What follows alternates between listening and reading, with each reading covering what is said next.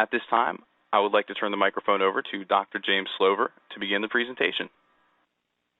Great. Good evening, everyone, and welcome to our webinar entitled Optimizing Hip and Knee Replacement with Technology Today and the Future.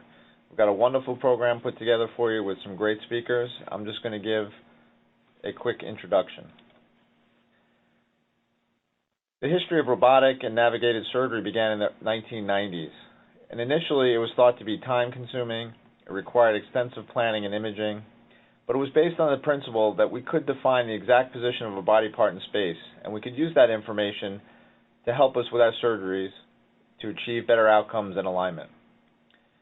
The techniques to do this have become improved and more manageable, and the question is, how can we use them to optimize our care of patients today?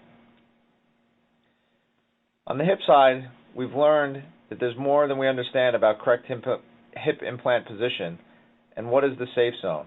And technology has been one of the things that we've started to use to try to help us understand this better and achieve better results in an appropriate safe zone. On the knee side, we continue to examine rotation of femoral and tibial components, slope of components, soft tissue balancing issues, and the use of custom guides to try to improve our results and performance of knee arthroplasty. And numerous studies have been able to point out the ability of technology to help us achieve better implant positioning or to reduce outliers in considering these issues that we just discussed. Some of them are listed here, but there are many others. However, few studies have demonstrated improved clinical outcomes or survivorship over the long term. There are some out there that have shown minimal differences or differences over the short term. So the question is, how do we really optimize this and how do we measure this as we go forward? This is a study that we did that just showed that the utilization of technology in hip and knee arthroplasty is certainly increasing.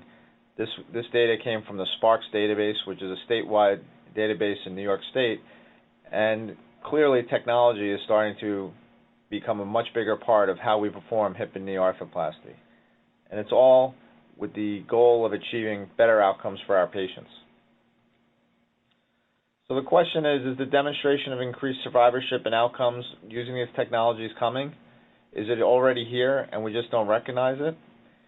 I think these are important questions as we continue to use technology, which clearly has significant power, but I think we need to learn how to focus that in order to optimize our outcomes. And our speakers today are going to help us learn how we can do that with the information we have today and how we can do that looking forward to what's coming down the road in the future. So with that, I would like to introduce our first speaker, Dr. William Long. Dr. Long is a member of the faculty at NYU Langone, as well as the chief of arthroplasty at St. Francis Hospital. And he's going to talk to us about technology of hip and knee today and where we are today, and then we'll look to the future with our further talks. Dr. Long? Thanks very much, Jim, and welcome everyone. I think this is a great group of speakers. I'm proud to be part of it. So I'll start with the technology in hip and knee. I do have two very pertinent disclosures to make. I was a consultant for a number of years with Think Surgical. I was one of their FDA trial surgeons, and I'm on the design team for the upcoming very secret J&J robot. There are long-standing principles, I think Jim touched on this, of a successful total knee, soft tissue balance, bone resection, and the position of the implants.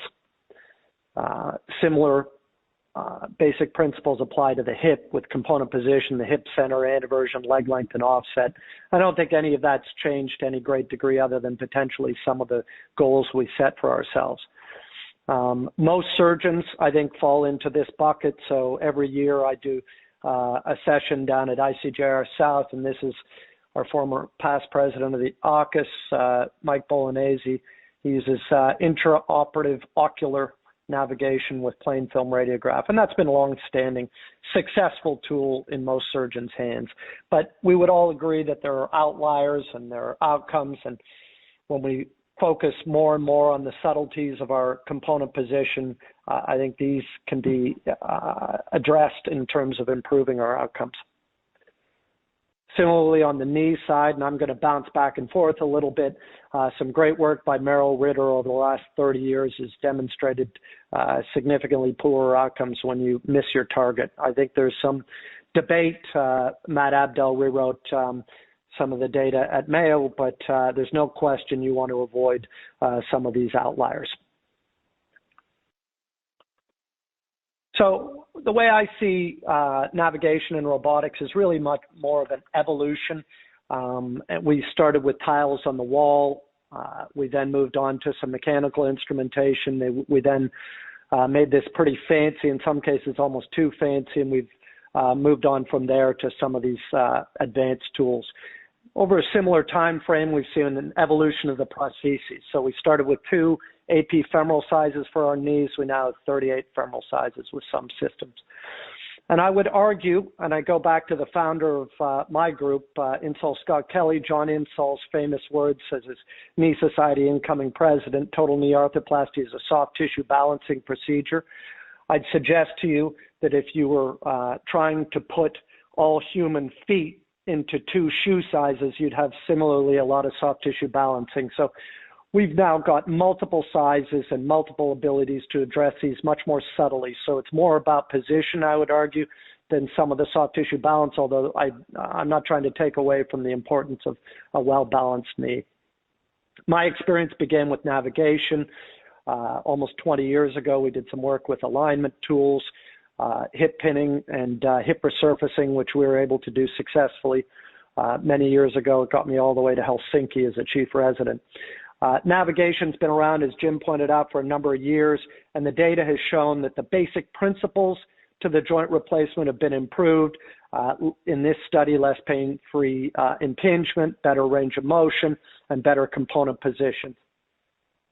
Along the evolutionary line that I was discussing earlier, there's been some even greater improvements more recently. So we've taken these large unit guidance tools and made them much smaller. I don't use this tool, but many of the other surgeons at our hospital do, and have been very happy with some of these smaller guidance tools for improving their component position and total hip replacements. Similarly, total knees. We've got the historical navigated knees, and you can see the improvement over manual techniques. And as I pointed out with the hips, we've now got these small tools that do almost exactly the same thing, but they're in our hands and they're not these large units in the OR. This is a tool I use. I have no conflicts with it, but it's very accurate and very easy and very quick to use in my hands. I think it's particularly helpful if we think about it with some of these complex deformities where our normal tools would involve intramedullary alignment, and we can achieve that without using that component to our traditional positioning tools. So what is a robot? Robot's sort of the next step. We really don't have a definition for that currently in orthopedics, and it's been left a little open. Here's the history. It came from a word between the wars in a Czech play that was performed, but drudgery and hard work. I would suggest it's a reproducible tool for achieving a goal. And again, Jim touched on this, but we've had a huge number of papers published just out of NYU, and I encourage you to go and PubMed some of these, looking at the accuracy of some of the component positions with hip replacement and the need to address some subtle positional findings. And if you look at the hip-spine relationship that, again, has a lot of publications out of our center, the ability to address the functional pelvic plane, the anterior pelvic plane, and adjust cups by 5 degrees is not something that we're very good at doing without some degree of technology. So I think, and I'll point it out again at the end, this is really where we're at right now. This is where these tools are really showing themselves to be very helpful. I think those of us who've done lots of hips have seen hips like this come into the door, and we're all sweating when we start the case. How wonderful would it be to have a CT scan, to have already accurately positioned your cup size, position, depth of reaming, location in this very altered anatomy. I'd suggest to you this is an area where a robot can really provide a tremendous advance. So my recent active robotic experience, I thought I'd touch on this a little bit. So I was part of a recent FDA trial. It involved CT scanning, planning in my office, and then this large active robotic unit. So I planned it. They gave me some baseline parameters, but I would plan all the positions. And Jacob, if you don't mind starting the video here, this is a video of one of my cases with the active robot. So I did a medial parapatellar arthrotomy, a slightly larger incision. I cut the patella to help get it out of the way. These are pins that attach to the robot, so the robot has to be firmly attached to the limb. These are our bone motion monitors and our positioning pins. You can see I'm placing the robot in contact with the limb, and then I have small motion monitors to ensure we're not shifting during the procedure. I'm now registering the pins, the position, and the bone. This is fairly traditional, goes back to our navigation days, although I will say that they've made some improvement in some of the registration algorithms and some of the tools for doing this. So I then press the button, and this is the active robot doing the femoral cuts. So you can see this is a very high-speed burr. No, I can't go and get a coffee. I'm there with the rongeur. I'm also holding a retractor across the table, ensuring that the soft tissue plane is well exposed because the robot does not recognize soft tissues. You can see it making a very high-speed, smooth cut on the tibial side. And then at this point, we proceed with the remainder of the soft tissue balancing with this platform done on my own. You can see me positioning the component. And then, although certainly you could argue you could use an uncemented implant with the very smooth bone surfaces created, I used cemented, my standard technique. So moving on, the study, we did 115 patients. You can see none of these major complications, no vascular complications, no soft tissue injuries. There was one pin left in place. There were a few cases of stiffness, none of which required revision surgery. I think one of the areas where this study really advanced the science is that we did 3-month CT scans with overlays, and we actually used some proprietary subtraction technology to actually look at the 3-dimensional. So this is not just a varus valgus, or coronal plane positioning. This is true component positioning to a very narrow degree, and you can see that we're talking fractions or 1 degree off and fractions of a millimeter in terms of component positioning, well within perhaps the error associated with the measuring tools on the CT scans and my ability to cement them in. You can see the implant size accuracy, so it was absolutely accurate for the femoral component. In my first few cases, I intentionally undersized my tibias. I was a little worried about the high-speed burr and touching the soft tissues. You can see the robotic surgical times. So I call this my learning curve, but I take a little bit of extra time to point out that this learning curve was associated with the time it took me to do the procedure. This is not like shifting to a new approach to the hip where you see an increase in complications. In fact, we looked very closely. There was no increase in complications with early adoption of this tool. Clinical function, I'm not here to tell you that we saw great differences early on, but they were acceptable clinical outcomes. Similar to a lot of the other navigation reports, the reports from South Korea comparing manual, and these are some really phenomenal surgeons, to the robot show some subtle improvements, but nothing tremendous in a high volume surgeon's hands. If we look a little broader at the evaluation of what our current robotic technology offering is, I'll go through it a little quickly, but we have CT and MRI-based platforms, and we have image-less platforms. So these are the image-based robotics. This is one example, and you can see the studies, cuts within 1 millimeter and 1 degree, the 80% within 1 degree, 100% within 3 degrees. So really narrowing that curve and reducing the outliers is something we're able to do today. Similarly, with some imageless robotics, and this is another platform that's out there. You may see they looked at this, Sebastian Peratt and Henry Clark, a graduate of ISK, looked at this on cadavers, and you can see some fairly narrow bars within 2 millimeters in the vast majority of cases. So again, very small standard deviations. Here's another clinical paper showing 83% within 3 degrees with imageless guidance. Obviously, there's a little bit of differential once you get into the clinical area, but still very acceptable results.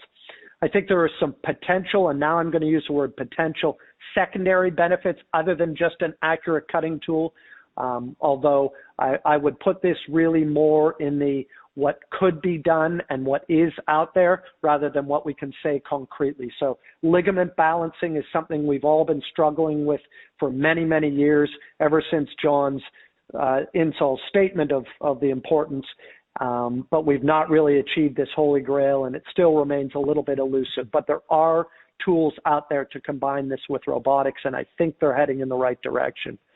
You can see some pre-resection soft tissue balancing that can be done with this system. Dr. Heppenstall will hopefully talk to you as an expert about it in a few minutes, but you can adjust the actual cuts based on some of the soft tissue balancing. I would suggest to you in one of this case where he was kind enough to share with me, that significant deformity on the tibial side was looked after very easily with this tool, and an excellent outcome at 3 months.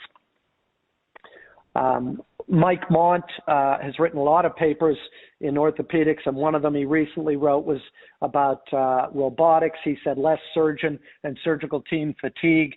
That has not been my experience in the early adoption. I think these take extra thought and extra planning and extra work. But as you get more and more used to it, certainly with my navigation experience, I think I'm actually time neutral with the small unit navigation that I have, and I'm happier with the outcomes. I certainly sleep better knowing that it's in a better position. We demonstrated in a study in unis at our center that what robotics did at our center was it improved low volume surgeons and allowed them to perform at a more high volume, particularly in a less commonly used procedure in their hands. I think benefits to companies can't be ignored. These can reduce inventories and improve profits to companies, so we have to be aware of that. Benefits to hospitals. You can see here increased hospital charges by 13%, so some significant improvement. Some interesting regional influences with more navigation on the West Coast and robotics on the East Coast in this paper. What do they don't do today? And I think perhaps some of the speakers later will touch on what they might do in future. I think we have to be very careful about looking at unreasonable or unfounded claims of clinical superiority. We have not achieved those with the current studies we have. So some of these are speculative, but I would suggest to you the things that I've pointed out are really what are concrete and what are evidence-based at this point. So do I think this is coming to a hospital near you? I think you have to decide, does it address a problem? I think the one thing we know is a 3D component position, particularly in complex cases, is one area where these tools are currently very helpful. Will this improve wear, longevity, and stiffness? We'll have to see. Is it helpful in all of our cases? I think yes. I think, though, the outcomes still, we've got to be a little careful and watch. And we are the gatekeepers of costs in our environment, and I think that's important to recognize. So in conclusion, I think the current clinical results of these technologies they're an accurate, reproducible tool for implant positioning. We can agree on that. I think they have a definitive role today in complex deformities. I think they likely improve the learning curve, and I think that what we'll probably see in future is one tool when you move to the next one, there will be a diminished learning curve as these technologies have a lot of overlap. I think in future, hopefully we're going to be able to further improve our component sizing, position, and design, and possibly, hopefully, eventually improving on clinical outcomes. I love this quote. It's from Thomas Watson. He was the head of IBM in 1943. He was a world expert in computing. He said, I think that there'll be a world market for maybe 5 computers. So I'll end with that. Thanks very much. Thanks, Will. Or Dr. Long, that's an excellent presentation of where we're at today. For the audience, Dr. Long will entertain questions via the chat room. as we move forward. We're going to try to save some time at the end to do some questions verbally, but in the interest of getting through all these talks, we're going to move on to Dr. Matthew Heppenstall. He is a member of the NYU Langone Health faculty, and he's the co-director of the Center for Robotics and Navigation for our Division of Adult Reconstruction, and he's going to talk to us about the value of robotic total hip arthroplasty now and what he thinks it will be in 10 years. Dr. Heppenstall? Well, thank you, Dr. Slover, and thank you, Dr. Long, for setting me up for taking this forward. So I, like Will, I do have disclosures. I like to say that I think that my disclosures are relevant now, and I hope they'll be relevant in 10 years, because the reality is I'm expected here to talk about the future, and I'm trying to help build it. I think we all are. So I do work with companies on robotic surgery and implant development, and some of these are my ideas, and some of them are other people's ideas. So before we get started, I just wanted to sort of poll the audience here, and you'll have the opportunity to answer this. I want to know what people think. Can robotic total hip replacement in the current state, can it help no one? The unskilled surgeon, the sophisticated surgeon? Is it good for standard cases or complicated cases? Obviously here you can select more than one answer. And I'm going to give you the same poll at the end of the talk, and so I'm just curious as to whether anybody's mind is changed by listening in. So I encourage you to click a button here and see who you think this is going to help for, and then we're going to, in just a second, move on, because I don't want us to get belaboring the point here. But at this point, we're starting to see more people saying it's going to be helpful for the complex case and the sophisticated surgeon, not so many people acknowledging a potential benefit in standard anatomy or the unskilled surgeon. And that's the trend that I'm seeing in the answers coming in. So I'm going to go ahead and end the poll and go on to the next slide. All right. So really, what's the need for this kind of a tool? What's the history, what's current, what's next, and what about 10 years? These are the things I'm going to try to address in our talk today. The need, I think, is pretty clear. The reality is that mechanical causes continue to dominate our early revisions after hip replacement. If you put together loosening and periprosthetic fracture, both of which primarily relate to the ways in which we machine the bone, and particularly the femur, to accept our implants, that accounts for nearly 40% of our early revisions. And if you look at dislocation and psoas tendinitis, both of which historically we thought of as primarily related to the acetabular component position, that gets you over another 20% of our early revisions.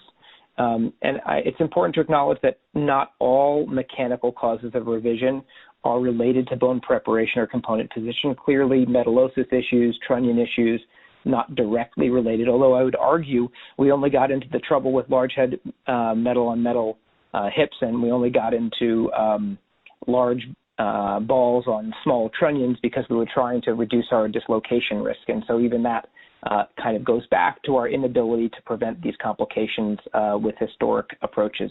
But clearly things like metallosis and infection cannot be directly addressed by a more precise surgical tool. So what's the history of robotics in hip replacement in particular? This goes back to the active robotic platform, which was actually, we talked about it already for knees, but it was originally introduced for hips, and this is the original RoboDoc robot, which is actually in the Smithsonian Institute now. And what was required was the implantation of fiducial markers in a single pre-surgery, and then the patient would undergo a CT scan.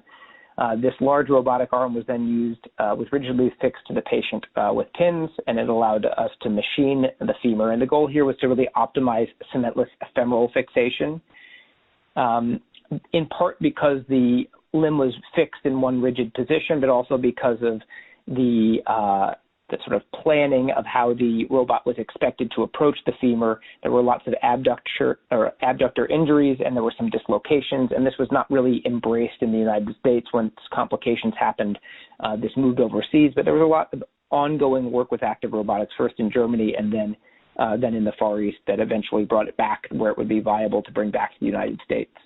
But what's current in the United States is not active robotics in hip replacement, but it's haptic robotics. And so this is, I call haptic robotics 2.0 for hip replacement. And how does this work? It starts with a pre-op CT scan. Again, you have a three-dimensional plan based on that CT scan.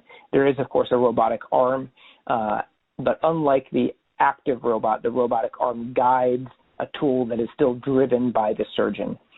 There's dynamic bone tracking, so the bones are free to move. You're free to reposition the limb during the operation. And the robot uses haptics to guide the tools to machine the bone, and really only it allows you to remove the bone on the socket side that you plan to remove by constraining the reamer and then guiding the insertion of the acetabular cup. The robotic platform allows navigation of the femur, but does not currently allow machining of the femur with the robot itself. And the goal here is really to reduce dislocation and leg length discrepancy with an emphasis on acetabular component position. So that's a difference between the legacy active robot.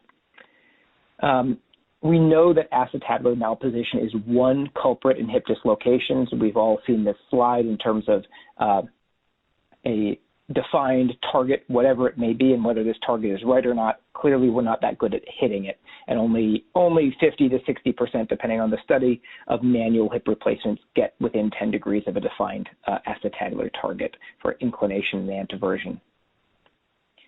So what the robot does is it uses haptics to minimize that error, and so you're reaming and then implanting through this sleeve, which guides you. And you can see on the computer screen where you are relative to your plan. You see the green bone that you're hoping to remove. You machine that bone until it goes away and turns white. If you try to go too deep, you can go a millimeter into the red, which is a millimeter more bone than you plan to remove. And if you try to go any deeper, the tool shuts off. And so there's a safety feature. I like to think of haptic robotics as a situation where the robot keeps the surgeon safe and the surgeon keeps the robot safe. And we talked about learning curve a little earlier and how robotic surgery can have a learning curve, but it's a time learning curve more than a quality learning curve. And certainly that was my experience when I adopted robotics for hip replacement. So this is just a slide of one of my colleagues and I both said manual posterior hip surgery is great, but what can we do better? My colleague adopted fluoroscopic surgery, and I adopted robotic surgery, and we looked at what did that do to our component positioning. And these are the initial cases during adoption. So on the left, you're seeing our mature posterior manual cases, the last 100 each of us did before adopting a new approach. And then in the middle, you're seeing early fluoroscopic guided anterior hips versus robotic posterior hips. And clearly, the robot delivered immediate improvements in component position.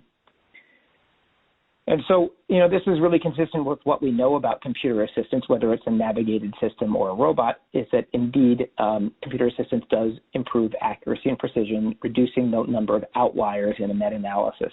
And this reduction in alignment outliers seems to reduce clinical outliers. This meta-analysis shows a decrease in the dislocation rate from 2.5% without navigation to 1% with navigation. So that's a real decrease. It's an important decrease if you're that 1%, but it takes it from a really low number to another really low number. And so that maybe not so easy to feel. The reality is that there is no generic acetabular safe zone, whether you're in New York or you're in the Mayo Clinic. You look at your results, and actually half or even more than half of our dislocators have hip replacements in the safe zone, and there's no real clear difference in the acetabular component position between dislocators and patients who do not dislocate. So cup position is clearly not everything. So when it comes to Robotics 2.0, I would say the benefits are real. Fewer radiographic outliers does equal fewer clinical outliers, and there's multiple studies supporting this: reductions in leg length discrepancy, reductions in dislocation rate, and reductions in outlier poor clinical scores, but the typical scores don't seem to be that different. And the benefits, therefore, are not obvious in routine cases. Most of our manual hips don't dislocate. There are clearly other ways to reduce dislocation. And because we don't completely eliminate dislocation with a precise tool, it's hard to really convince the community that this is necessary to do. I would argue we may need a patient-specific target here. It's been said before, but I'll say it again, that robotics is clearly more than just computer navigation, and it's these complicated cases where it really shines. acetabular component position is more than just anteversion and inclination. It really has to do with center of rotation and where does that hemispherical shell go in the bone concavity, and how can we optimize center of rotation while getting enough bone support. And so when we have these cases with acetabular bone loss, deciding the proper diameter, the proper proximal distal position that will do the best job of restoring anatomy, but also achieve good support on host bone is very helpful. And you can see how we can, in this situation, we can see the original x-ray, we can plan it, and then we can achieve exactly what we planned in terms of cut position. And this is not just one case, it's case after case, and whether it's a simpler dysplastic like the one shown here on the left, or a more complicated dysplastic like the one on the right, being able to plan the socket exactly where you want to put it and then put it there. You can also anticipate what that's going to do on the femoral side, and in this case I was able to recognize that if I seated a cemented stem low, I could change the femoral version and I could get it to sit where I wanted without an osteotomy despite the high dislocation in this particular patient.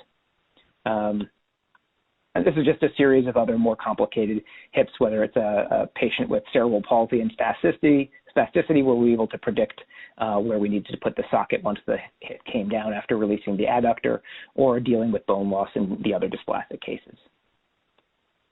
So what's next? I think the real next step in hip robotics is going to be marriage to sort of a dynamic planning. We know that spinopelvic mobility drives a dynamic cut position through sitting and standing, and the fact that the pelvis rotates forward or tilts forward with standing protects against anterior dislocation when standing. The fact that the pelvis tilts backwards when sitting protects against posterior dislocation when sitting. And that's great if you've got a mobile spine, but if you end up with a stiff spine, that's going to increase your dislocation risk. And the direction or the orientation of the pelvis predicts your direction of instability risk. So if you've got a pelvis that is tilted anteriorly and you are stuck standing, then when you sit down, you're going to be at risk of a posterior dislocation. And in this situation, we may wish to antevert our implants relative to the patient's native anatomy to achieve a functional anteversion of at least 10 degrees or more in the sitting position to avoid dislocation. Conversely, somebody who has a posterior pelvic tilt, a flat back, and is stuck sitting, when they stand up, they're going to have an increased functional anteversion, and they're going to be at risk of an anterior dislocation when standing. And in this setting, we may want to retrovert their implant to the anatomy to keep their functional anteversion when standing less than 30 degrees. And you can see that here. So I really think that precision tools, whether they be robotic or others, are going to be really helpful for us with this dynamic planning. You're going to have an anatomic target that matches the patient's bony anatomy, and then a functional target depending on exactly where that bony anatomy is in space. And for patients who have relatively normal spines and normal anatomy, there's going to be a high overlap, and you're going to have a relatively broad safe zone, and a manual tool and a standard target may be good enough. But in these patients where you have either a stiff spine or a pelvis that's tilted one way or the other, the anatomic target and the functional target are going to be very different, and they may only overlap by a small amount, and that's going to identify the need for precision technology to hit these safe targets. And there may even be patients who have without safe targets where there really is no overlap, and these patients may be candidates for a large diameter or a dual mobility or some other stable bearing surface. Companies want to do this for you. They want you to take these sitting and standing x-rays, and they want to give you a plan of where they tell you to put the socket. And there's a whole bunch of delivery devices, including lasers you can point at walls, in addition to the robot that we're talking about here. But I do think there's a natural marriage between image-based robotic technology and this functional planning. So you'll start with an initial plan relative to the acetabulum. You can make adjustments this way or that to compensate for femoral version with a combined anteversion approach. You can adjust a little further this way or that for sitting or standing pelvic tilt, and then hit your target reliably with a robotic arm. And this is a forward-looking statement, but I hope that this will help reduce dislocations even lower. In order for it to do that, the model has to be reliable. We clearly have to incorporate the femur. I would say this is a very nicely positioned acetabular component in this patient with a spinal fusion. Unfortunately, this is a posterior dislocator because the femoral component was retroverted. And in your patients who have, who have a hip flexion contractor that's released at surgery, they can actually see changes in their pelvic tilt afterwards, and so we need to be able to account for that as well. But clearly you do need a precision tool, whether it's a robot or something shooting lasers at the wall, which is supposed to show up there. There it is. Okay, so what about 10 years? What can we look forward to? I'm very hopeful that robotic surgery will enable less invasive surgery in the future. If you look at the history of hip replacement over the last 10 years, the anterior approach has certainly moved the market more than robotic surgery has, and I think that's because, at least in the perception of the community, it has resulted in a better outcome in the typical patient, and that's because of the faster early recovery. And if we can enable less invasive surgery and link that to something that also makes your component position better, that's obviously going to be good. In order to do this, we're going to need to maybe decrease our need for visualization or enable off-axis bone preparation. On the femoral side, we'd like to see help with our neck cut and our canal entry point so that we can perfectly broach the femur every time, or maybe even machine the bone. And we want to have more control of our femoral version, whether it's by machining the bone or by using an implant that has version control. I think we're going to end up seeing artificial intelligence merge into the three-dimensional patient-specific targets, really combining an anatomic and functional analysis of the spine, pelvis, cup, and stem. And we're going to be looking at impingement-free range of motion. We're going to be looking at phenomena like edge loading and joint reaction forces. We'd like to see improved prostheses implanted. They may be custom or 3D printed. We're looking at anatomic shapes that can be more bone conserving, that would be really hard to prepare with manual instruments or hard to implant.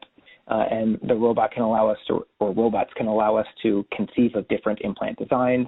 At the time of revision surgery, we may be able to leverage robotic precision to make implant removal easier, faster, and less likely to damage the bone. We can prepare bone defects to more perfectly accept an augment that helps restore a native hip center of rotation. We can even maybe guide osteotomies to improve deformity correction. I think the biggest question in the next 10 years and beyond with robotic surgery is, will surgeons embrace greater robotic autonomy? I think the answer to that is probably if it increases both quality and efficiency, and certainly if it reduces our reliance on assistants. If somehow it can make the surgeon more autonomous rather than less, even though the robot takes some autonomy itself, that's going to make surgeons feel comfortable taking on this kind of technology. And to do this, we're going to have rapid and autonomous bone registration. It's gotten pretty fast to register the surface of the bone, but if I can see with my two eyes, then a robot should be able to do the same thing. And when it comes to autonomous bone preparation, what you saw from Will, I think ultimately that's going to end up being faster once we can do it. And if we improve our inventory management and have fewer surgical instruments, and robots start actually delivering on the value side from a cost perspective instead of just from a potential benefit perspective, that's where this will really take off. And I'm over time, so I'm going to let this go on to the next talk. All right, great. Thank you, Dr. Heppenstall. That's an excellent talk. So we heard a little bit from Dr. Long about where we are today in both hip and knee. Dr. Heppenstall just did a great job expanding on the hip of where we are and where we're probably going on the hip side. And next I'd like to introduce Dr. Mehta, who's the other co-director for the Center for Robotics and Navigation, as well as our co-director for the Orthopedic Center for Innovation. And he's going to address the knee side a little bit with his talk, Optimizing Knee Replacement Using Technology Now in 10 Years. Dr. Mehta? And again, before he starts, let me just remind the audience, if you have any questions for the previous speakers, feel free to type them into the Q&A, and they'll be following along and trying to answer them as they can, and then we'll take some questions at the end if we have time. Dr. Mehta? Thank you, Jim.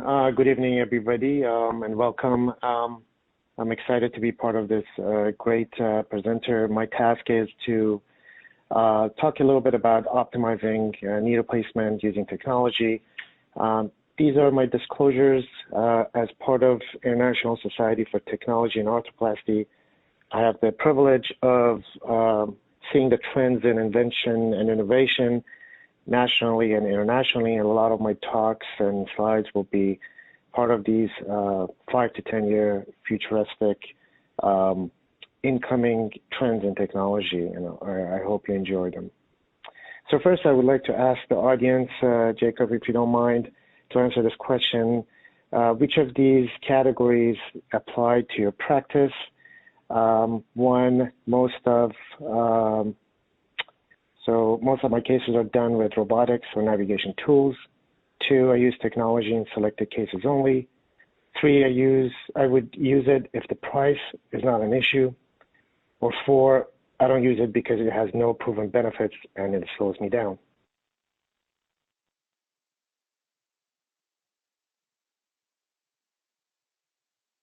So you can see that majority of them, about 30% of audience do some form of robotics, and majority do not use any form of navigation or tools.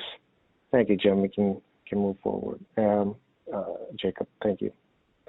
So this is very interesting. It's across the board. Why not everybody uses technology? This is an interesting study that was done last year looking at global use of technology in arthroplasty, and only 9% of joint replacement surgeons use some form of technology. And the reason for that are in 3 basic categories. One is that benefits are not widely accepted, as we heard from Dr. Long and Dr. Heppenstall. We have some more studies to do to find out what are the actual targets that we are trying to hit. Also, these technologies are owned by companies that drive implant sales. There's competition among vendors to drive the sales rather than improving the actual technology. And also, we have unfavorable medical reimbursement, and we are all cost sensitive in this bundle payment and value-based medicine. So I want to look at what are the problems and failures of modern total knee replacement, and then try to see what are the technologies that are currently available and, excuse me, in the near future that could address these issues. Also, what are the current and future innovations that are in the horizon? So as we know, revision surgery poses considerable burden on patients and healthcare in terms of morbidity. We know that majority of knee replacement failures are bucketed into several categories, including aseptic loosening and fixation of failure fixations, infections, and pain, stiffness, which causes dissatisfaction as high as 20% in some of the studies. It's fairly documented that high revision rates are related when the overall mechanical alignment is not restored, and also 40% of early total knee revisions are related to inappropriate ligament balancing. So let's look at implant positioning. What is the target for alignment? What about the implant balancing and ligament intraoperatively? We know that there are 4 major ways of currently doing knee replacement. There's measure resection that uses fixed angles. There's gap balancing that addresses the flexion extension balance and tries to balance them.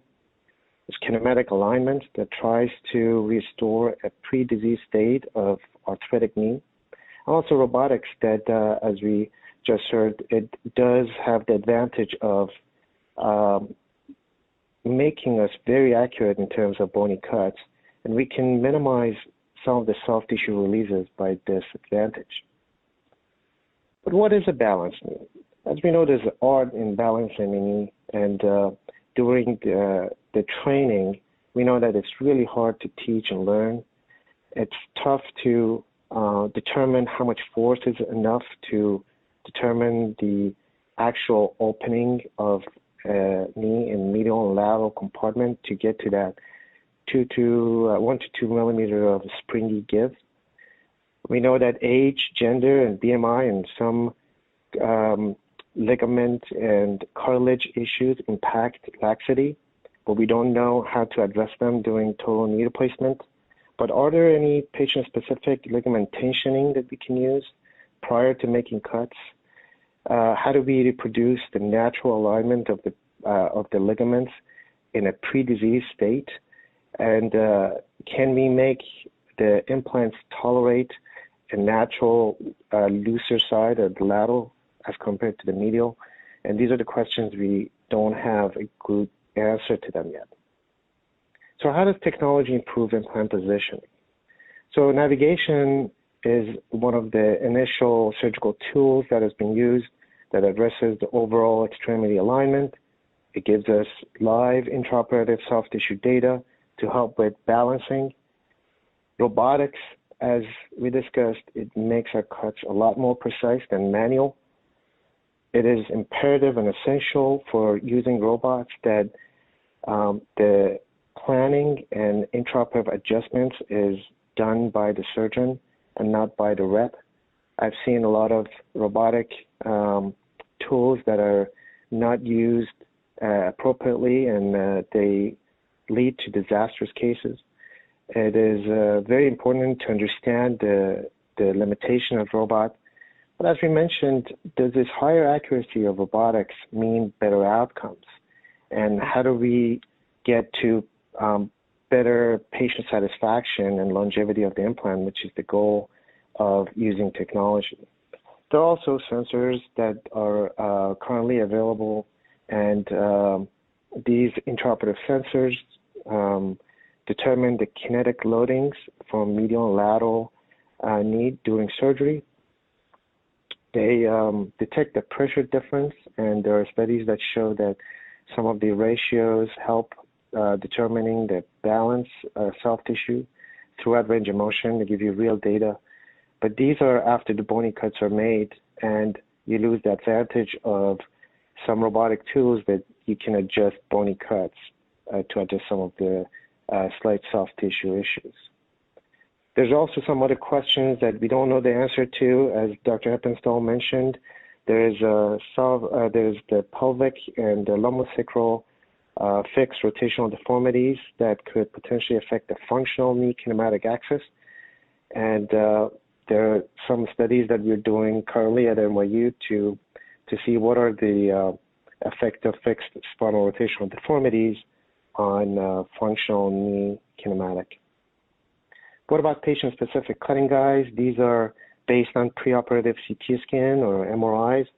They're generally very easy to use. They eliminate multiple trays intraoperatively. Historically, they had some fitting issues over the cartilage. The newer ones are a lot easier and have better engagement in the cartilage surface.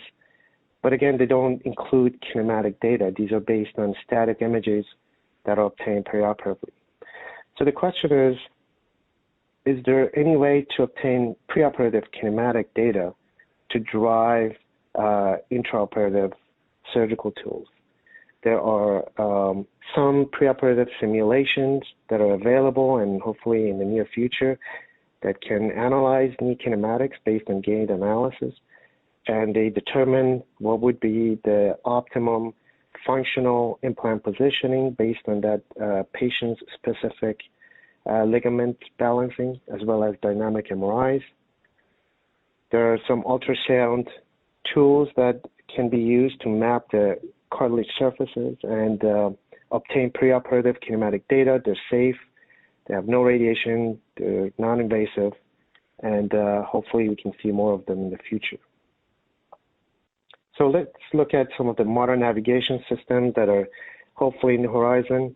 There are smaller cameras, smarter cameras that are coming into some of these startups and innovation globally. Some of the line of sight issues can be addressed with these smaller cameras, and their custom tracking devices that can be used with minimally invasive techniques.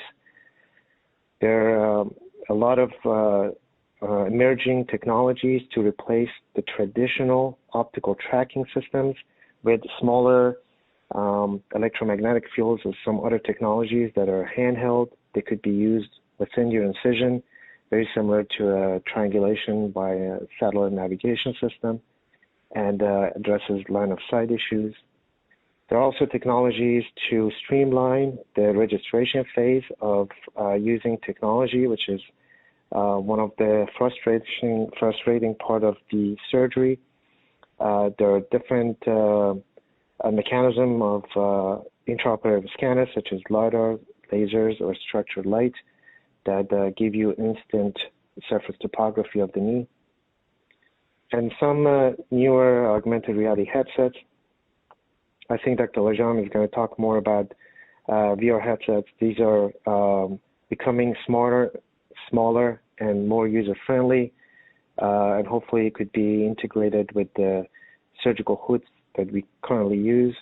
There are hopefully some of these augmented reality devices would be easier to use into operating room, which you can transfer your preoperative surgical planning into your field in a virtual mode with easy-to-use devices.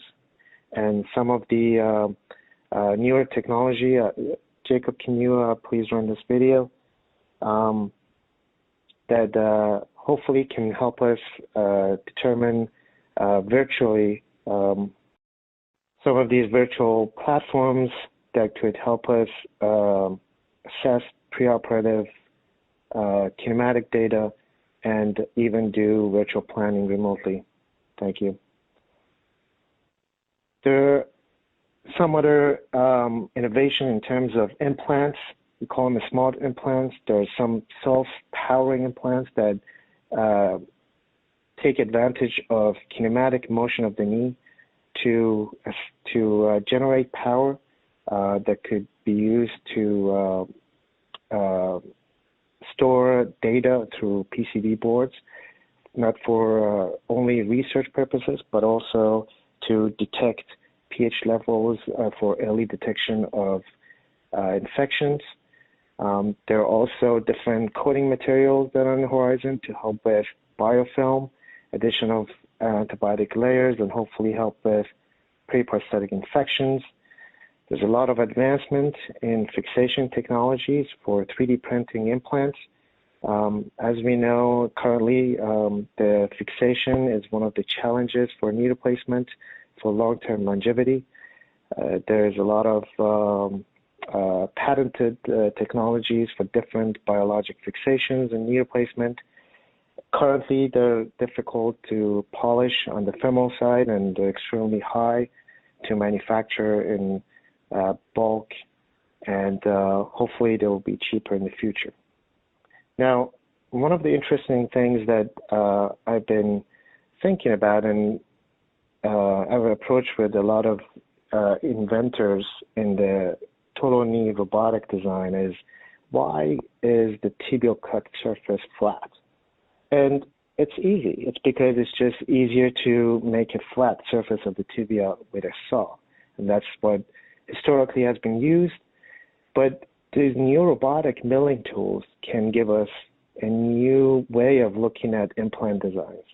There are different unconventional designs that could be used with different techniques, that patient-matched implants that with different cutting or milling tools that robotics can achieve, and hopefully it would fix a lot of fixation failures that we have. There's a lot of new robotics that are in the horizon. They'll be cheaper, lighter, and as Dr. Heppenstall mentioned, they would integrate an optical platform, and if they're used with artificial intelligence and machine learning platforms that could look at a lot of data that we're doing in terms of total knee replacement outcomes, and could cluster the patients. That way we could augment some of these global data that we have in terms of who can achieve forgotten joint score in knee replacement, and use these robotic technologies to achieve those. That would be one of the future goals in knee replacement. So I have another poll from the audience, if you don't mind, Jacob. Which one of these technologies do you think would be a near future reality? 1, smart implants. 2, augmented reality navigation systems. 3, new robotic cutting tools. 4, preoperative kinematic assessment tools. Or none of the above, we just need cheaper implants.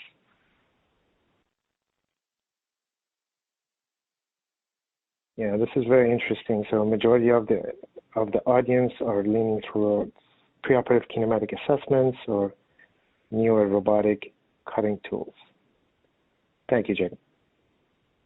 So I would like to finish by this quote from Albert Einstein. It says, "The true sign of intelligence is not knowledge, but imagination." Thank you so much. Thank you. Excellent, Dr. Mehta. Great talk. Again, I'll remind the audience, if you have any questions for Dr. Mehta or any of the previous speakers, feel free to post them in the Q&A. I've seen a few up there, and that can help stimulate some discussion. For our last talk, I'd like to introduce Dr. Claudette Lejam. Dr. Lejam is the Chief Orthopedic Safety Officer at NYU Langone Health, as well as the Director of Quality for the Arthroplasty Division. And she's going to talk about a little bit different take on how technology can help us by helping improve our skills through education. And her talk is entitled "Educating Future Knee and Hip Surgeons with Zero Risk, Virtual Reality Surgical Training." Dr. Lejam? Thanks so much, Jim, and thanks for including me in this very interesting and thought-provoking seminar tonight. And thanks to our audience. We're going to change gears a little bit with this talk right now. These are my disclosures. I am an unpaid consultant for a virtual reality education company, and I do sit on the AAOS Board of Directors, so those are relevant disclosures.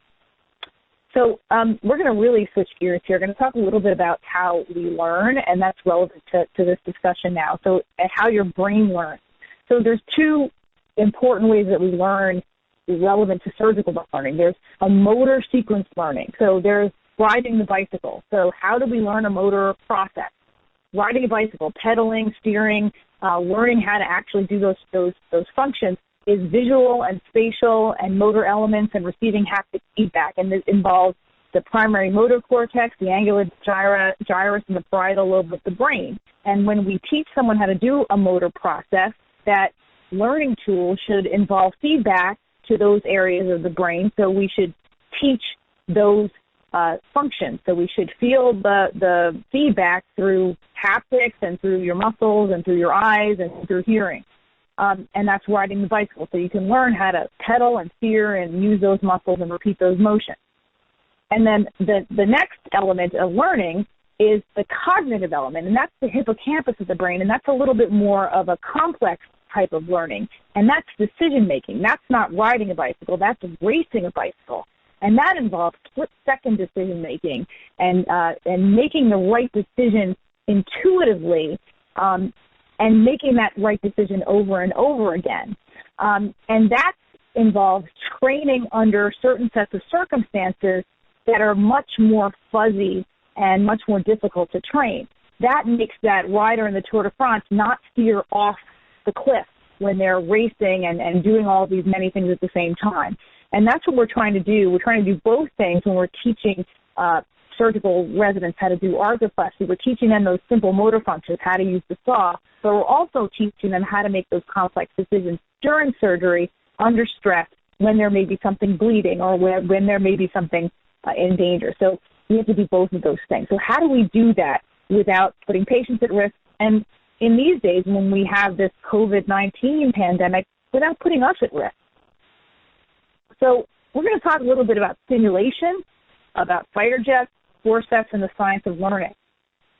So there was a guy named Colonel John Boyd who changed the art of war. He was a fighter pilot in the Korean War. He was the United States Air Force weapons instructor, and he authored their tactics manual. He was obsessed with tactics and strategy and decision-making. He created something called the energy maneuverability theory in the 1960s for designing fighter jets. And he also developed something called the OODA loop. And it's used pretty widely across many platforms. And if you haven't read this book, Boyd, the Fighter Pilot Who Changed the Art of War by Robert Quorum, it's a great book, so I would recommend that. So the OODA loop involves 4 steps. Observing something, what do you see? Your circumstances unfold, you interact with your environment, and you get feedback from something that's already happened. Orienting, what do you know? So what you have experienced in your whole life, what you've ever seen or done, gets put into what you've just observed.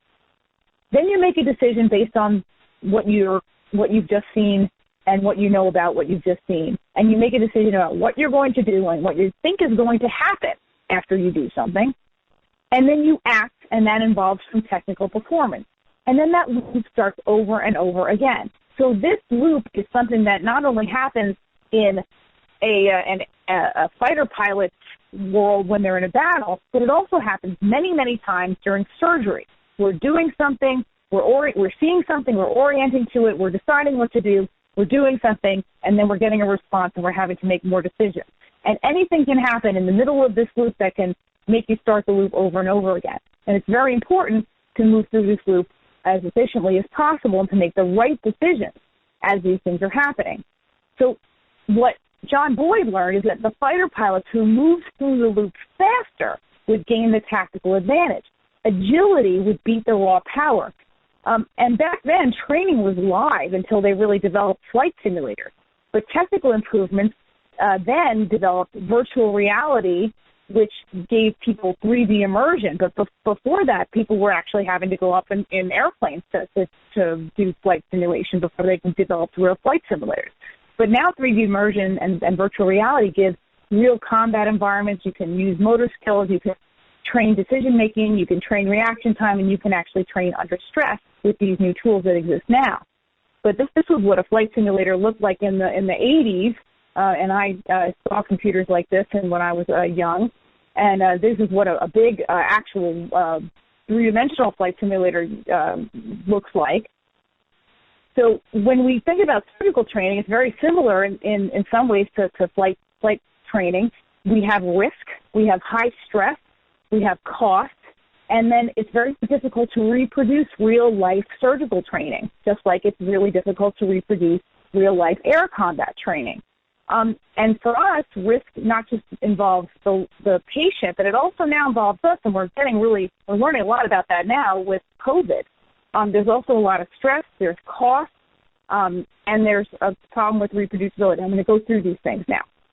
So when it comes to risk, traditional surgical training is graduated responsibility.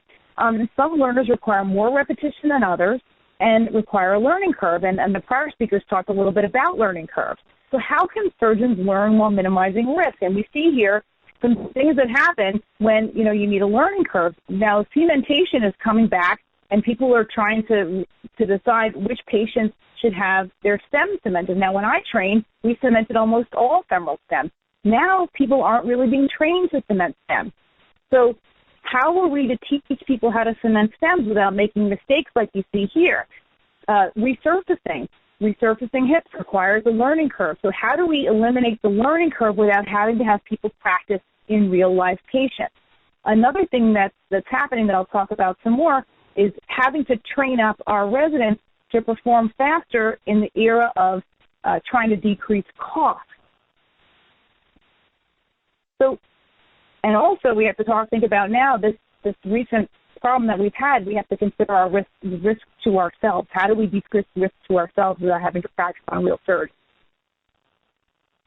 So when you think about simulation and virtual reality, you have to think about being able to reduce risk and patient risk. So a virtual reality company did a drilling study, in an internal study with 15 participants with sawbones practice. They drilled the sawbones after practicing with virtual reality, and a virtual reality program had haptics, and they had half the people practice with haptics on and half with haptics off. And then they checked how the participants, how far they plunged through the sawbones. So here is, during practice, the people who used haptics plunged less even in practice than the ones who did not have haptics on during the practice. And here is when they started using the sawbones task. The people who practiced with haptics immediately did better in drilling the tibia. So you can see that you can train people with virtual reality and have immediately less risk when you use real-life tools. And these are data that haven't been published, but they're part of a company study. Here at NYU Langone, one of our residents did a study with virtual reality on cadavers for total hips, and our intern class did cadaver total hip replacements, and then half of them trained on virtual reality and half had no intervention, and then they did cadaver hips again, and there was a statistically significant improvement in technical performance in those who used the virtual reality training. And the technical improvement performed improved for the participants, and the ones who did VR training had less times asking for help, less times not being able to progress, and less times not making critical errors. So again, you can reduce risk by using tools that don't involve patient practice. Training under stress is also very important. Complex decisions in surgery frequently are made under stress, and stress-induced perceptual bias may affect performance.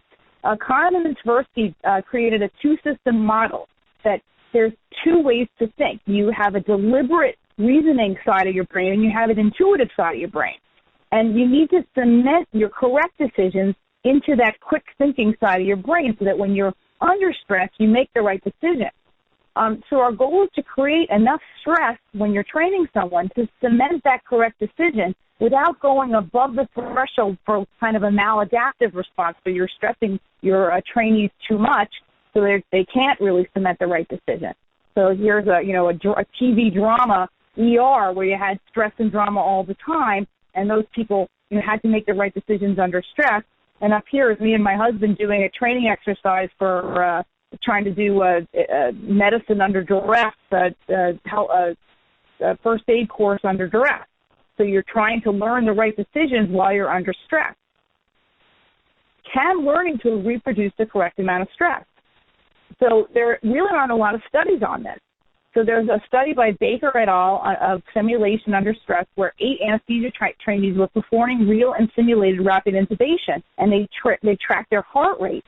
So it turned out the simulation on dummies did not replicate real intubation in an emergency by tracking heart rate, but what simulation did was it raised the baseline heart rate of the participants. But we don't know, maybe improvement in technology with immersion and virtual reality can replicate the situation of a real situation better, and that deserves more study.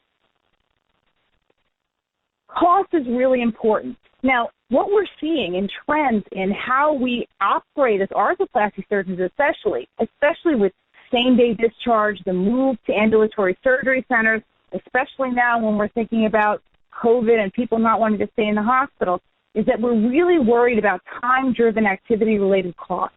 What is that going to do to residency training? We're going to need our residents to be able to operate faster right away. So we're not going to be able to teach them as much in the operating room. Cadavers may not be the best way to teach. They cost a lot. We need to use real implants when we teach in cadavers. Administrative costs and time of people filling out evaluations takes a long time. And when you buy big simulators, that costs a lot of money too, and upgrading them costs a lot of money. How can we future-proof our technology to teach? So when we buy simulators and virtual reality, what do we buy? We buy big, bulky things, or do we buy software-based things that we can upgrade easily? Like when we buy big pieces of surgical technology, do we want to buy a big, bulky thing or something we can upgrade easily, like software? Do we want to buy something that our residents might already own, like the gaming headset? I took a survey of our residents here on the left, and asked if people own gaming headsets. Most of them didn't, but some of them did. You also have to consider whether or not you're improving. Whenever you buy technology, you have to kind of justify it when you have any kind of cost. And you also have to think about maybe there's a way to improve, to build some funding into residency programs for technology and training, and consider advocacy to try to get money for these kinds of tools, because we're going to need them in the future. You also have to think about reproducibility, metrics, and validating these tools when we use them. Each surgery is unique. Current metrics are subjective. Our milestones, our resident evaluations, they're all very subjective, and our inter and intra-observer variability is huge. This is a Zoom picture of one of our department meetings, and there's 5 pages of people here, and, this is just one of the pages. This is also one of the intra-observer variability pages of the study we did here. There's a very huge difference in how our graders graded each other. How can we measure and analyze objectively and with repetition? And here's a picture of a knee and a hip on virtual reality. VR can reproduce procedures over and over again, and you can validate the learning metrics, and you can compare residents equitably. And you can add complexity to the procedures, and you can match the measures to professional or certifying standards and maybe steepen the learning curve that way too. So here's two metrics that are used in the system that I just showed you. The first, on the top graph, you see a hip, a knee, and then on the far left, just a baseline metric. But there's two learners here, and you see one learner has a steeper learning curve than the other, and it stays there for both the hip and the knee. And then there's another type of metric, and where the person is looking during the simulation, and you see that one learner is looking in a more focused place than the other learner. So you have a lot of opportunity to measure how the learner is learning and really get good analytics that are reproducible and really objective in these kinds of simulations. So you have a tremendous opportunity to analyze and measure learning and find and identify gaps and help your residents and trainees learn better with these tools. And you have the impact of the coronavirus. You have all of our delayed surgeries. You can't have gatherings. There's geographic variation of the virus. We've had the flipped classroom now for about 2 months. This has created some opportunities. We've dissolved some institutional boundaries where we've been able to invite people from other institutions into our lectures, and it's been great. But we also have identified some needs. We've also had some crash courses in how to run a ventilator for some of us. We've maybe needed technical practice for some of us who have not been operating, including our residents. We've needed ways to work together in the virtual space. How do we achieve these things? Many of us were redeployed in the COVID Army. We deployed some headsets to our residents and used some virtual reality in a social distancing friendly system. This is a wireless self-contained system, surgery at home. We have 10 systems deployed now, which is a beta version. It's not really released yet, of an anterior total hip. And we also sent 2 of these systems to Northwell residency for them to try. And this is one of our residents using that system. On the top is a ventilator teaching system through virtual reality that was just released. And on the bottom is a multi-user virtual reality system where people can put a headset on and do surgery together. So this may be the future of what virtual reality is, where your instructor can step in and do surgery together by putting a headset on and teach this way. So this may be the way of the future, but we need to increase utilization of these things and availability and being able to have access to them. So heads-up displays is something that Dr. Mehta talked about. So the most current applications are for imaging guidance, and urology and neurosurgery are using them mostly, but accuracy really isn't there yet. Most of the studies say that they're pretty far off in terms of being able to use them in real life safely. But once the technology improves, I think we're going to get there. The ultimate device may be a contact lens type device, but maybe we'll be there sooner than we think. Let's pull up the poll. So does your institution have any kind of virtual reality training right now, yes or no?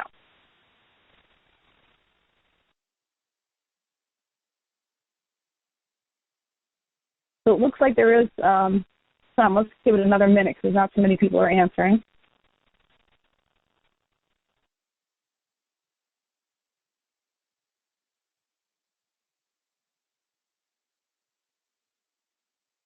All right, I'm going to end.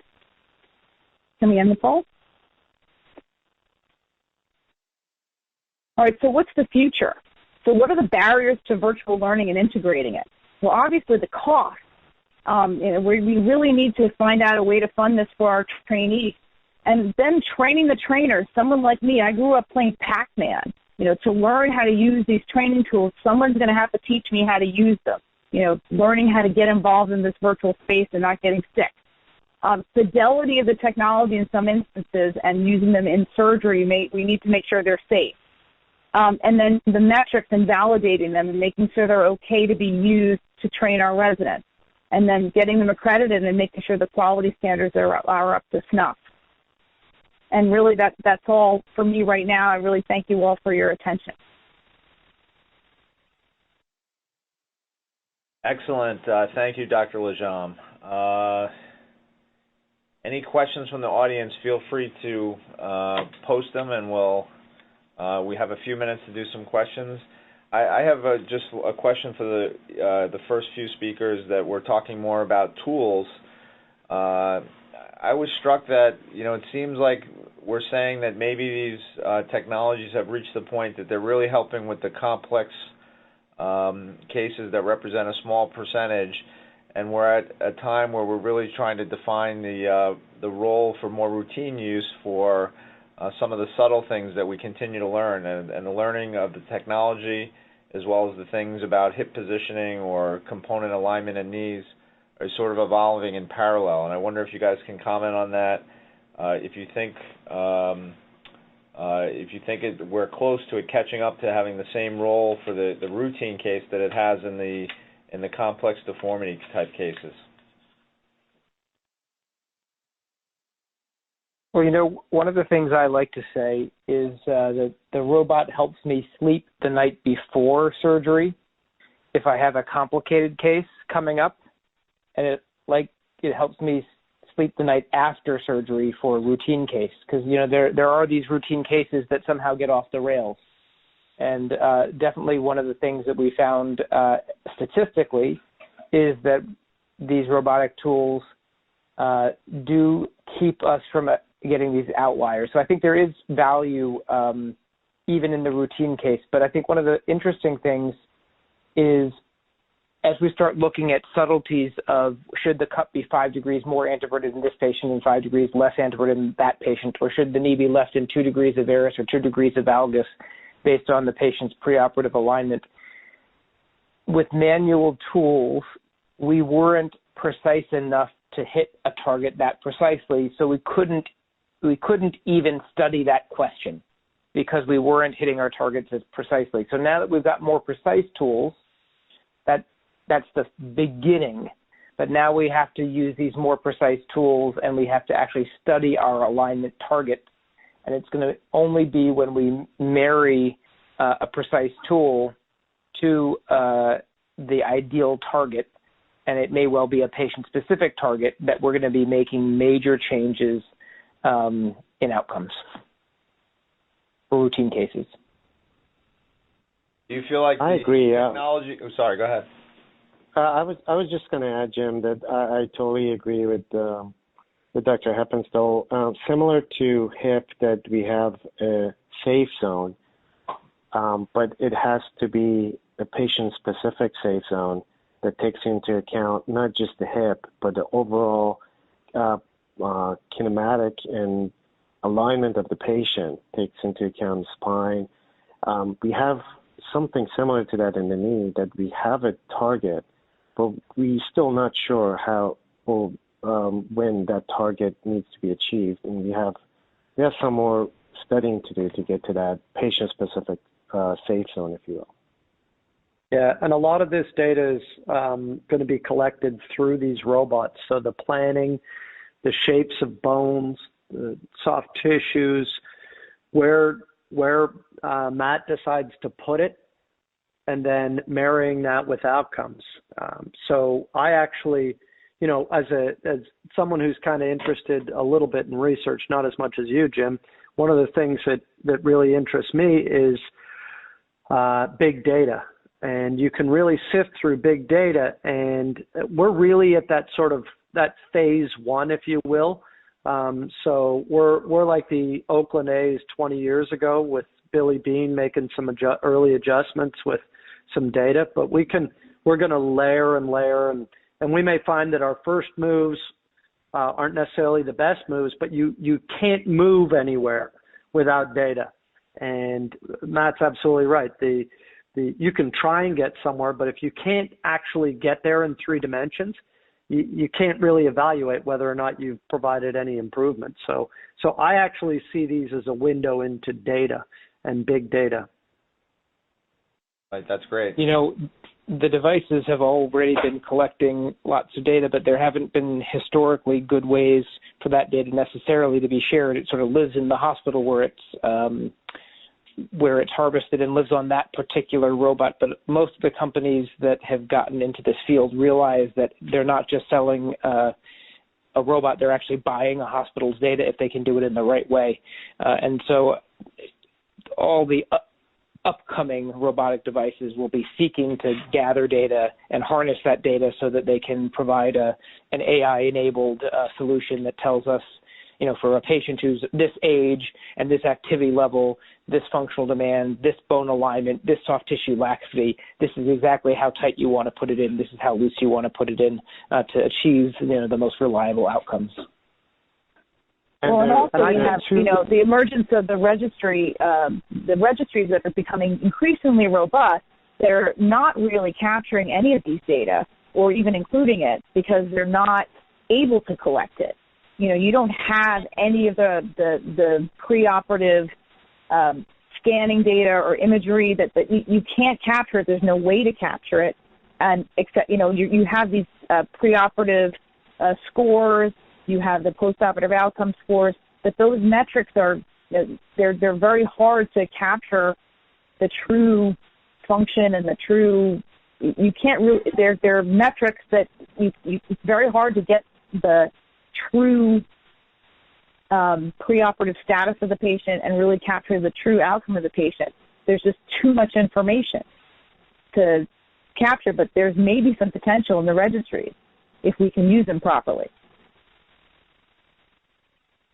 Dr. Lejean, we have one. I would just add quickly, Jim, that there are two more issues on top of what Dr. Lejean and Heppenstall mentioned. One is intra-operative techniques, the soft tissue releases that the surgeons do, they're not captured.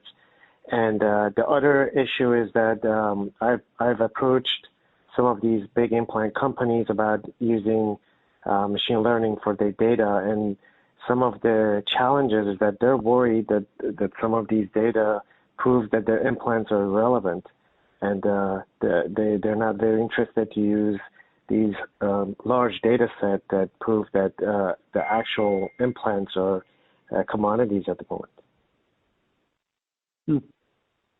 Well, that's certainly something that from a science perspective and a clinician's perspective we want to fight against. We want to do whatever is best for our patients, obviously, and I know that you guys are doing that. Dr. Lejean, on a different front, one of the audience members asked a question about how you feel about the potential for technology and education impacting a sense of personalization or potential depersonalization if we become too inundated with these type of educational tools, and wondering if you have any thoughts on that. Well, it's a very good question, and there's always the danger of using too much technology. And I think everybody's talks have focused on the fact that these are tools that we use, and the surgeon is really the final say in all of this. And that's really something that has to be maintained through all of this, is that everything here is a tool. And that the buck stops with us as surgeons, that you can't substitute a piece of technology for a well-trained surgeon who knows the patient and is concerned about their well-being. You can't. And, cost is a very important thing these days with healthcare. Everyone's worried about it. And you have to be very worried about trying to substitute technology for a well-trained surgeon. And unfortunately, you're seeing that in a lot of industry now. They're trying to put a robot in the place of a person. We don't want that to happen with us.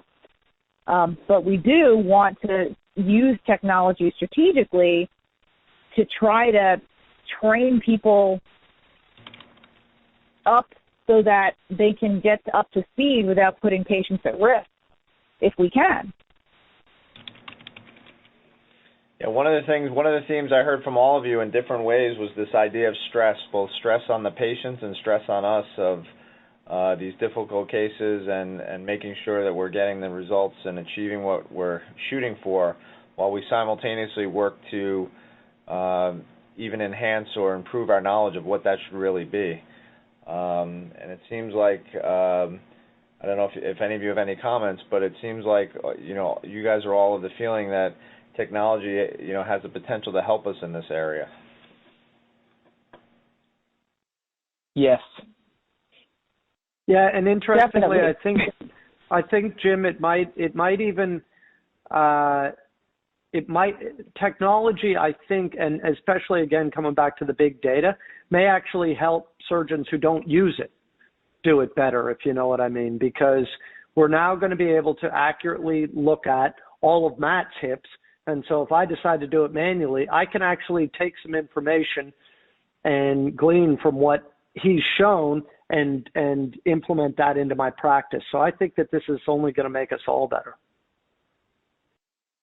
I completely agree. And something I say to the residents when we teach is that, you do with the tool and then you check it with your brain and you cement in your head, okay, I use this tool, and then you look at it and you say, okay, I'm going to remember what this looks like. So if I don't have the tool, I'm going to remember this.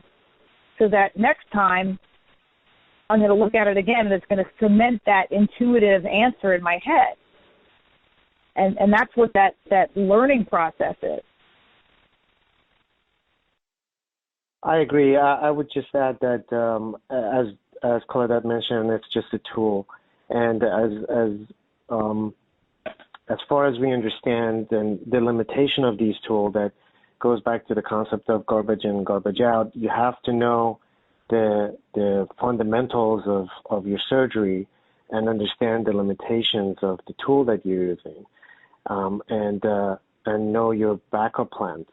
Because if, for example, in these custom implants that only a robot can mill, there's a lot of variable things that could go wrong during surgery, and you have to know how to bail out. All right. Well, that brings us to the 9:30 deadline. I want to thank all the participants in the audience. We hope that this was informative and enjoyable. I want to thank all of our speakers, who I think really did an excellent job, and we look forward to further offerings using this format in the future going forward. I hope everyone stays well, and have a great night.